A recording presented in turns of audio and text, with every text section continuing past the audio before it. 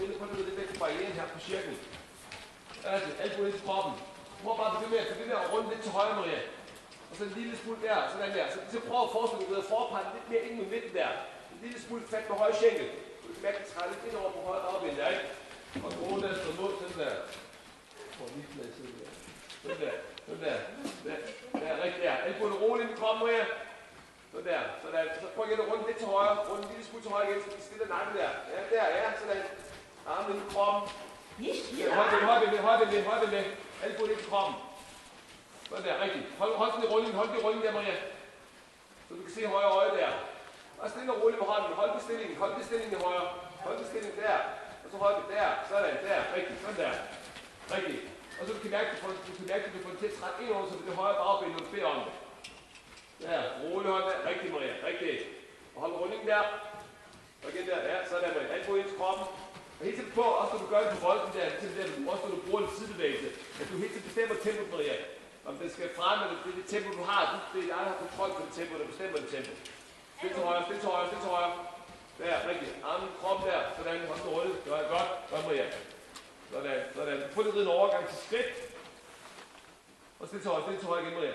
Prøv lige at komme lidt væk fra barrieren. Rigtigt. Så prøv lige at runde lidt til højre skridt. Det er også det samme som et trav. Og stille og runde ned med hånden, og så lad det træde en lille smule over. Ligesom prøv, du skal tænke på, at det er forbrændt, så prøv at ind mod midten der. Så pres forbrændt ind i retningen, og så lidt fat på højre ben. Albuen og roligt på kroppen. Godt. Sådan. Der. Så du kan mærke, at du skal støde lidt af på højre siden der. Du skal mærke, at du slapper af lidt omkring højre siden, så det er stabilt på højre tøje. Der skal blive stillingen, der skal blive lidt rundingen der til højre, når du slipper. Der må ikke ret til opsæt, så skal du bare gøre det samme med det samme igen. Der. Sådan. Der, godt på det, sådan der, ja sådan der. Så skal du blive lidt ind med rulling, og så skal du give efter højre side, så skal du blive ind med rulling der. Så er det dig, der retter mere op, end du vil. Sådan der, ja lige præcis. Rigtigt. Sådan, du bare trække med. Godt. Så roligt rundt der, rigtigt Maria, rigtigt. Sådan der, tæt på det fint der. Det er, hvad du skal mærke, at du rider frem, du skal ikke mærke, at du har en rolig rytme, når du rider frem. Det skal ikke være noget, du synes, du rider hektisk eller rider stærkt. Rigtigt. Bare stille og roligt med armen i kroppen hele tiden. Rolig hånd. Hver gang du kan mærke, at du får modstanden foran, så lidt mere fat med inden i det ben. Stille den lidt, stå lidt imod med overkroppen. Ikke bare rolig hånd. Ikke stille frem der. Sådan der. Ikke? Sådan. Rigtigt. Og så med det samme, du kan mærke, at du har ro på, så ja, bare bitte med hånden. Sådan. Hold runding der. Og så kan du give en lille smule efter, når du kan mærke, at du slapper af, når du kan mærke, at du støder af på tøjlen. Det er det samme igen der, når du giver efter på tøjlen, så skal den ikke lave op på noget. Det skal bare begynde at gå videre i den form, du har, i det du slipper. Ja, så bare så lidt højere igen der. Sådan. Armen i kroppen der. Sådan. Rigtigt. Prøv overgang til skridt igen. Rigtigt. Bare gør det samme. Ja, fint Maria. Fint. Højre ben. Godt. Sådan. Der. Prøv lige at chancere bolden, hvis du stiller. Godt Maria. Bare roligt med armen i kroppen. Sådan der. Rigtigt. Ja, rigtigt. Hold den frem. Godt. Sådan. Så vær klar til at gøre det samme, når du rider skridt der, Maria. Ikke? Stille og roligt. Hvis du vil mærke, at du får lidt modstand foran, ikke? Stille og roligt, lad den træde en lille smule over på det venstre bagben. Du siger, hvis du så mærker, at du strammer den lidt i venstre side, eller strammer den lidt i højre side, så kan du jo stille til højre eller venstre, ligesom du synes, du har brug for. Hvis det ikke bare rolig med hånden. Prøv at se, Maria, når du stiller den, du må ikke gøre sådan her. Du skal blive ved kroppen og armen, og så ind og runde der. Du må ikke flytte din albuer væk fra kroppen. Men så bliver det træk på tøjlen. Så kommer du til at rykke i tøjlen. Ja, sådan der. Du kan tage ind der, stå imod på tøjlen, og så er det sæde skænken, der gør jobbet. Ja, rigtigt. Hvis du bare kommer til at trække med tøjlen, så er det, at du trækker den baglæns med tøjlen, og så synes du måske ikke, det er så sjovt at gå fremad. Ikke bare hånden stå imod, Maria. Armen, kroppen, begge tøjler stå imod på tøjlen, indtil du kan mærke, at den støder af på tøjlen. Så du kan mærke, at du kan komme til at slappe af igen, ikke? Sådan der. Roligt der. Rigtigt. Sådan der. Rigtigt.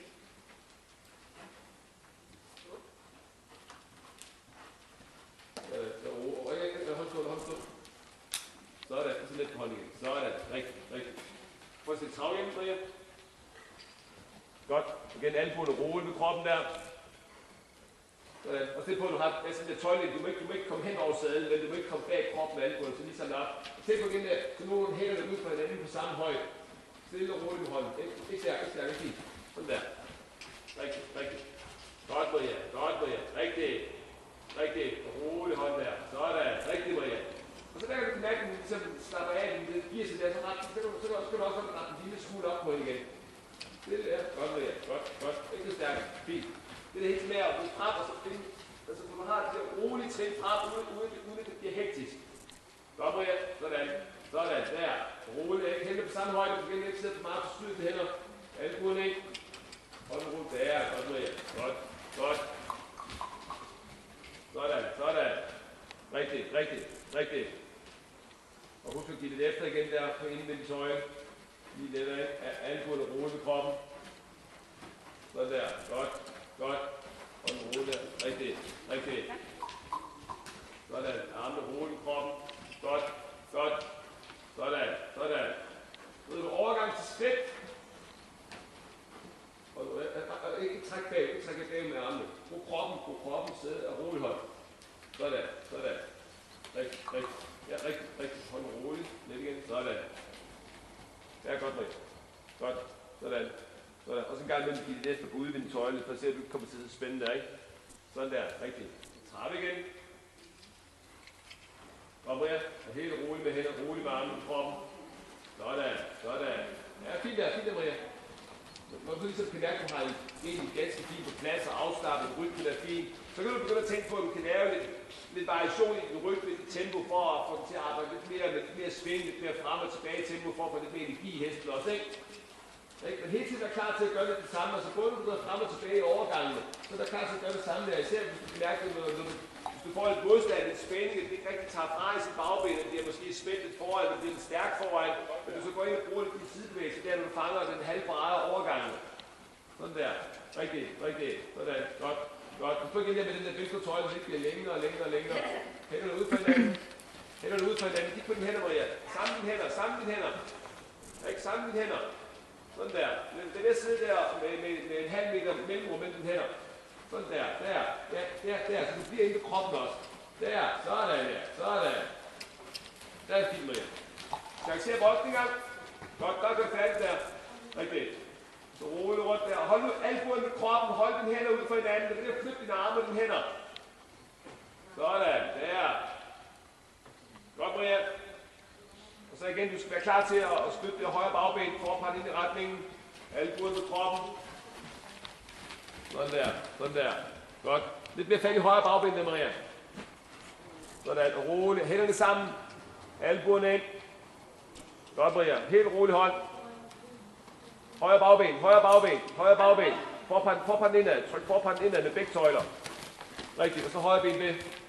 Og så du runder højre, så lige så pres ud ved den side med ind der. Hånden roligt. Sådan. Og så ind på det højre bagben der. Ja, rigtigt. Rigtigt.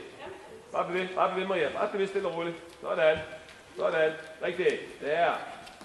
Så er du overgang til skridt. Sådan der. Rigtigt. Samme skridt der. Forpanden ind mod midten. Så brug begge tøjler til at forpanden ind mod midten. Hold den roligt. Slutter der, ja. Kom, rigtigt. Og så igen mærke, du får ind på det højre bagben. Lidt igen, Maria. Ja. Bare bevæg. Ja, rigtigt. Ja, rigtigt. Rigtigt. Sådan. Godt, Maria. Godt. Og så lidt på. Sådan. Fint, fint. Så der kan rette en lille smule op igen. Sådan. Fint. Og trappe igen. Okay. Så igen med albuerne, hænderne sammen midt på hele tiden. Så helt stille på hånden midt på. Sådan. Ja, det er fint der, Maria. Og ind der rundt, sådan. Godt der. Ind der. Ja, rigtig, Maria. Og prøv det igen, når du er klar, Maria. Kom med en lille smule variation i rytmen. Sådan der. Så stadig også, når du rider frem, du kan mærke, at du har kontrol på den linje og den form, du gerne vil have hende til at være i. Du skal ikke bare lade hende løbe afsted, når du rider frem. Du hele tiden føler, at du kan styre spor og så videre, selvom du går op i tempo, ikke? Så du ikke bare løber afsted. Og igen, hver gang du kan mærke, at du får for meget modstand foran, hånden rolig, og så tryk ind på det bagben. Ikke begynde at sidde og rykke igen på tøjlen. Bare stå imod på tøjlen, sidde stille med hånden, og så ind med de bagben, indtil de giver sig foran. Ja, kom. Godt, Maria. Husk der, når du rider frem, Maria, når du laver temposkifte, så er det vigtigt, at du selv også er tilfreds med den reaktion, du får, når du gør det, ikke? Der skal du selv synes, der sker det, du forventer, der skal ske. Sådan der. Højre ben ved.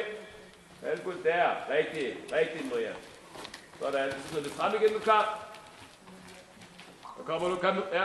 Lidt mere. Lidt mere. Kom, Maria. Sådan der. Ja, kan du godt komme mere, Maria? Godt lige for hurtigt sparke i begge ben, så ikke den lige reagerer. Sådan der.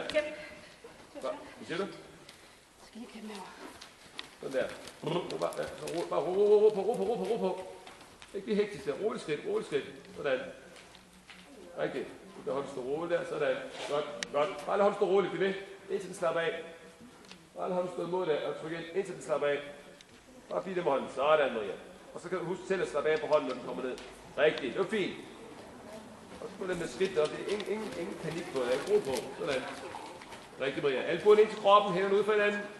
Mærk din albue på kroppen. Hånden rolig. Rigtigt. Videre. Højt, kan du sparke til den. Spark med frem, brug benene. Sådan, det er ved at bruge pisken der, brug benene. Sådan, ja, rigtigt. Sådan der. Når du så går lidt på ved frem, hvis du reagerer lidt nok, så 2 hurtige spark. Det er ved at bruge pisken til det. Sådan der. Sådan. Det var godt, Maria. Derind. Sådan. Armene på kroppen, ro. Ikke stærkere der. Sådan. Godt, Maria. Albuerne ind til kroppen. Sådan der. Godt. Og igen der. Rigtigt. Slap af på hånden igen. Der. Godt, Maria. Der giver sig. Sådan. Fint på sport der. Benene. Ikke pisken. Benene. Sådan. Godt. Rigtigt. Albuerne ind. Hænderne ud for hinanden. Godt. Overgang til skridt igen. Højre ben med. Hånden rundt. Kom. Ja, rigtigt. Ind der for. Ja, kom. Rigtigt. Godt, Maria. Rigtigt. Stille og roligt ret op, når du kan. Ikke? Rolig rytme der skridt. Sådan der. Godt. Lige sammen tøjlen op. Ikke sidde med bag albuerne bag på kroppen. Rolig skridt. Ikke blive hektisk. Det er frem i skridt. Du må ikke mærke, at den bliver sådan hurtigt til skridt. Det skal skridt frem, men det skal være rolig rytme, når du skrider frem. Så ro. Sådan der. Den tager ikke større skridt af at gå hurtigere. Det er vigtigt, at du kan mærke, at det er lidt travlt, hvis vi op. Det skal være en rolig rytme, så den kan tage nogle store, gode trin. Når du rider mere frem, skal trinene blive større. De må ikke bare blive hurtigere, men ikke større. Rigtigt. Sådan. Så bliver det bare sådan noget jabberi. Sådan. Der. Trap igen. Albuerne til kroppen, Maria. Sådan der. Rigtigt. Hånden rolig der. Rigtigt. Sådan. Bare rolig hånd. Og selvom indimellem den bliver urolig foran, sidde stille og roligt med dine hænder, og så må du bare hele tiden prøve at ride frem til det, og ind med bagbenene, bare roligt hænder. Godt, Maria. Ind på bagben. Sådan. Godt. Få den hen over midten. Chancer bolden igen. Albuerne helt roligt frem. Ryggen er fint der, Maria. Det er godt der. Bare hold den frem sådan der. Sådan. Du kan jo sagtens, hvis det er, gå lidt op i tempo. Hvis bare du føler, at trinene så også bliver det lidt større af, at du går lidt op i tempo. At du ikke føler, at den bare løber stærkere. Sådan der. Godt, Maria. Godt. Og ind i det. Sådan. Man skal snart smile, Maria. De tager billeder, og de filmer, og TV2 kommer lige med. Sådan der. Rigtigt. Albuen ind. Sådan der. Men så kommer Jesper Dorf Pedersen. Sådan der. Rigtigt. Så venstre hånd ikke kommer til at trække længere bagud der. Hæve ud fra hinanden. Sådan, Maria. Rigtigt. Overgang til skridt igen, når du er klar. Venstre bagben ind. Forpart med til venstre. Armene roligt, kroppen rolig rytme. Sådan, Maria. Og så slap af. Og så kan du rette arbejde og slappe af. Hver gang du kan mærke, at du har fint fat i den, ikke? Sådan. Fint, Maria. Fint. Sådan der. Trap igen. Albuerne. Op igen. Men det samme, prøv at se med det. Men det samme, du sætter 30, så gør du sådan her. Ikke? Skal du have dobbeltklædt med tape på albuerne? Det hedder spasmer.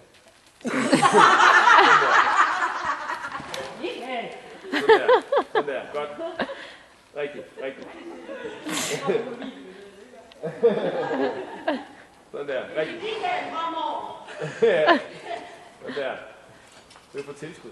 Sådan der. Rigtigt der. Hænderne på samme højde. Sådan. Der. Godt. Der. Rigtigt. Ja, rigtigt, Maria. Bare ro, sådan. Så hver gang du kan mærke, den støder af på det, den reagerer fint, den støder af, den slapper af, så kan du stille og roligt rette op. Hver gang du kan mærke, nu bliver den stærk, nu hænger den på tøjen, nu spænder den, så går ind og fanger den igen der. Rigtigt, så helt til du får reddet dig ud af det. Ja, rigtigt. Helt til du får reddet dig ud af det, i stedet for du kommer til at begynde at sidde og hive og trække mere rundt i de tøjler der. Bare rolig hånd der, sådan. Godt, Maria. Sådan, roligt. Rigtigt, så stille og roligt, ret en lille smule op igen, ikke? Godt, Maria. Rigtigt. Og selvom du retter op, Maria, så kan du sagtens indimellem trykke det der indvendige bagben ind på den, selvom du ikke nødvendigvis skal stille rundt mere. Ikke? Du kan bruge det i alle mulige situationer, hvor du får fat i det bagben. Også hvor den er helt lige foran, ikke? Der, roligt. Godt der, Maria. Prøv lige at skifte volden igen. Rytmen er fin, Maria. Så det er det med at holde albuerne roligt med kroppen, ikke komme væk derfra. Godt, Maria. Roligt hånd. Rigtigt. Og klar med højre bagben der, ikke? Forprætten ind i volden. Ja, bare stille og roligt ind der. Ja, rigtig, Maria. Og så igen, du kan mærke, at du er tilfreds med hende, så er det bare, der retter lidt op på hende, ikke? Selvom du skal stadigvæk have fornemmelsen af, at den ligesom bliver lidt omkring indvendig side, selvom du retter op. Ikke? Selvom du retter helt lige, at du stadigvæk føler, at den ligesom er lidt omkring indvendig side, ikke? At den ikke falder igennem. Sådan der. Godt. Ind der igen. Rigtig, Maria. Sådan. Og hånden roligt der. Godt. Og selvom du giver efter i højre tøj, så skal du lige den runding der, ikke? Det er dig, der retter op, når du synes, det er okay. Sådan der. Få med albuerne igen, ikke? Kom bag til kroppen. Der, godt, Maria. Godt. Rytmen er fint der, Maria. Ja, rigtigt. Det er godt, Maria. Ja, hvad? Nå. Lis. Sådan der. Godt. Prøv bare at blive bolden her, Maria, så han kan op. Og kan du se på det på samme måde til anspringet. Se på, at du har forprænt ind i bolden, og så stille og roligt rytme, Maria. Sådan. Albuerne roligt kroppen, hænderne ude for hinanden. Og tænk på samme måde, det er, at galoppen også, det er forprænt, vi prøver lidt ind mod midten, Maria. Rigtigt. Så presser ind i retningen, så du kan mærke, at det inde med de bagben, det kommer til at blive under hesten der i galoppen. Der, ser det. Fint, Maria. Der er det fint. Ikke? Der kommer den ind, der går den lige på sporet, det er fint. Så du får den ind der på volden, du kan mærke, at den kommer ind under sig med det højre bagben. Så ind i retningen der. Med kroppen der, albuen der, rigtigt. Godt, Maria. Lige på sporet med tøjlen igen, ikke? Du pludselig sidder med albuerne bagved. Sådan, roligt. Godt, Maria. Nu er du overgang til trav på volden. Altså roligt. Vær klar til at halv parade, fange ind med de bagben, og halv parade, hvis du synes, den bliver stærkere, og hænger på ud foran, ikke? Så ind på det bagben. Ligesom vel, som du synes, hvis den bare går i stå og bliver sløv, og den lige skal frem en gang. Det er ikke lige, hvordan du mærker den der, ikke? Sådan. Godt, Maria. Godt. Og så kan rette op igen. Sådan. Prøv lige at ride lidt frem i trav, når du er klar. Kom. Nu gælder du frem, Maria. Du skal få den reaktion, du forventer at få, ikke? Og hvis ikke du reagerer, så sparker du også tæt. Ikke brug pisken. Spark tæt med benene, ikke? Sådan. Kom. Sådan, ja, rigtigt. Så vær klar til at bruge værset lidt i overgangen, hvis du spiller lidt imod, hvis den bliver lidt stærk i overgangen. Så du får lidt fat i de bagben, når du samler ind på hende igen, ikke? Ja. Samle igen. Lidt fat i højre bagben, når du samler. Ind der. Ja, godt, Maria. Ja, sådan. Kommer du galop igen, er du klar? Bare igen. Lige så stille og roligt igen i der, Maria. Lige så stille og roligt igen. Godt, Maria. Tænk på, at du får forparten med til højre, ikke?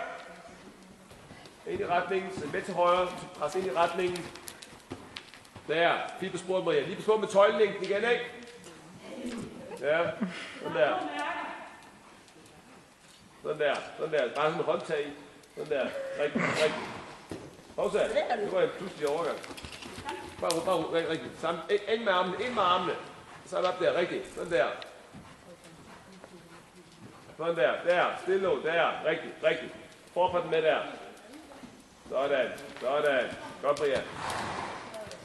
Der. Fint på sporet der, Maria. Sådan. Rigtigt.